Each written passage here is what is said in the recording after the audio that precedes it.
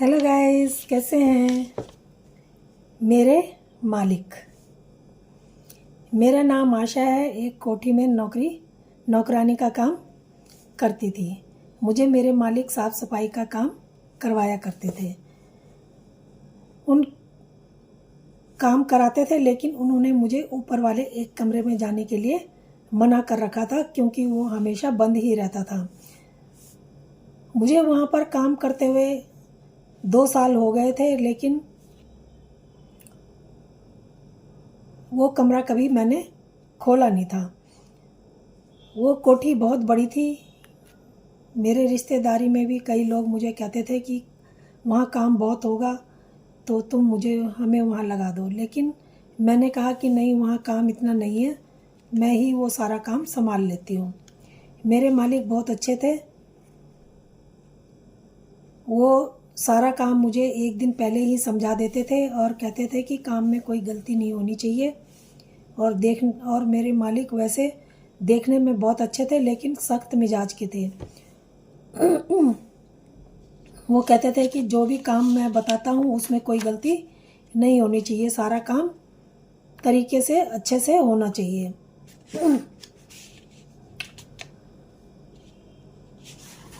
तो मैं सारा काम ध्यान से करती थी। मुझे तनख्वाह भी वहाँ पर अच्छी खासी मिल जाया करती थी। मैंने एक बार सोचा कि उस कमरे में ऐसा क्या है जो मालिक मुझे बार बार उस कमरे में जाने से मना करते हैं। इतने दिनों में मैंने कभी वो कमरा खोल के देखा नहीं। खाना मुझसे मालिक इतना बनवाते थे कि वो तो अकेले आदमी थे, इतना खाते भी नहीं थे, लेकिन खाना मुझसे ज़्यादा बनवाते थे। और वो खाना दूसरे दिन मुझे सारा ख़त्म मिलता था। जब मैं आती थी तो खाना ख़त्म मिलता था। तो मैं सोचा करती थी उस खाने का साहब करते क्या हैं। एक दिन मैंने सोचा कि वो कमरा मैं खोल के देखूं, साहब वहाँ नहीं थे। तो साहब की गैर हाजिरी में एक दिन मैंने वो कमरा खोल दिया। जब देखती हूँ जाके तो वहाँ पर एक औरत तो मुझे दिखती है जो कुछ बड़बड़ा रही थी। तो मैं उसे देख के डर जाती हूँ। वो मुझे एकदम से झपट्टा मार के पकड़ लेती है और मुझे एक बांध के एक कोने में बैठा देती है। अब मैं वहाँ पर बंद जाती हूँ। मैं छूट भी नहीं सक रही थी, मेरी आवाज़ भी नहीं निकल पा रही थी। वो मेरा मुंह भी बंद कर देती है। शाम को मैं देखती हूँ मालिक आते हैं और खाना उसको खिलाते हैं और वहाँ से बर्तन उठा के ले जाते हैं और वहाँ पे फिर उस कमरे को बंद कर देते हैं। दूसरे दिन भी साहब आते हैं, उसे खाना खिलाते हैं। खाना खिला रहे होते हैं, तभी मैं किसी तरीके से खास वहाँ पर जाती हूँ और वो मेरी आवाज़ को सुन लेते हैं। जब मेरी आवाज़ सुनते हैं तो उनका ध्यान उस तरफ जाता है, आवाज़ की तरफ देखते हैं तो उन्हें मैं नज़र आ जाती हूँ।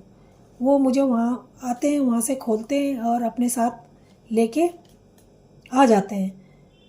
तो मैं साहब से प्रार्थना करती हूँ, माफ़ी मांगती हूँ और कहती हूँ मुझसे बहुत बड़ी गलती हो गई जो मैंने ये दरवाज़ा खोल दिया। आपके मना करने पर भी मैं सोचती थी कि यहाँ ऐसा क्या है जो आप मुझे मना करते हो, तो इसी उत्सुकता से मैंने ये दरवाज़ा खोल दिया था। वो कुछ नहीं बोलते और मुझे लेके अपने साथ नीचे ले आते हैं।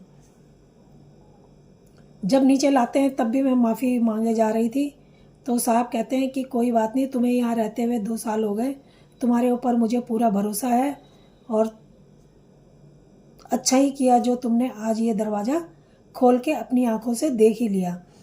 अब तुम्हें भरोसा हो गया होगा कि मैं उस कमरे को खोलने के लिए क्यों मना करता था। वो मेरी पत्नी है, उसका दिमाग कुछ ख़राब हो गया था, जिससे मैं उसको इलाज के लिए ले गया। डॉक्टरों ने उसे पागल घोषित करके और उसे वहाँ मेंटल हॉस्पिटल में रखने के लिए कहा। लेकिन मैंने कहा कि वहाँ रखना ठीक नहीं है, मैं घर में ही उसकी देखभाल कर लूँगा। मेरे पास जगह है, मैं वहाँ से दवाई लाके और मैं उसको यहाँ पे दवाई देता हूँ। जितनी देर उस दवाई का असर रहता है उतनी देर वो ठीक रहती है। दवाई का असर ख़त्म होते ही फिर उसको दौरा पड़ जाता है।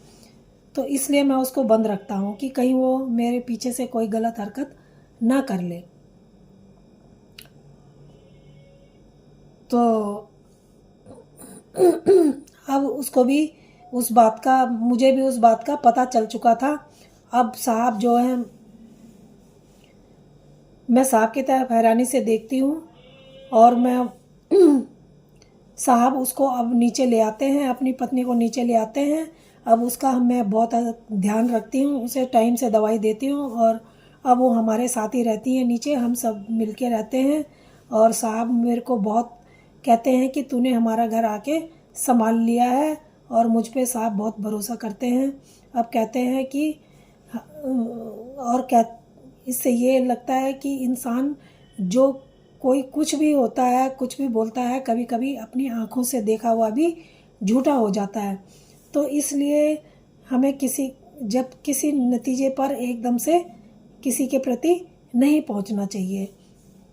तो अब मैं साहब की और उनकी पत्नी की सेवा बहुत अच्छे से करती हूँ। तो दोस्तों, आपको ये कहानी कैसी लगी? अगर अच्छी लगी है तो प्लीज़ लाइक और सब्सक्राइब ज़रूर करें। धन्यवाद।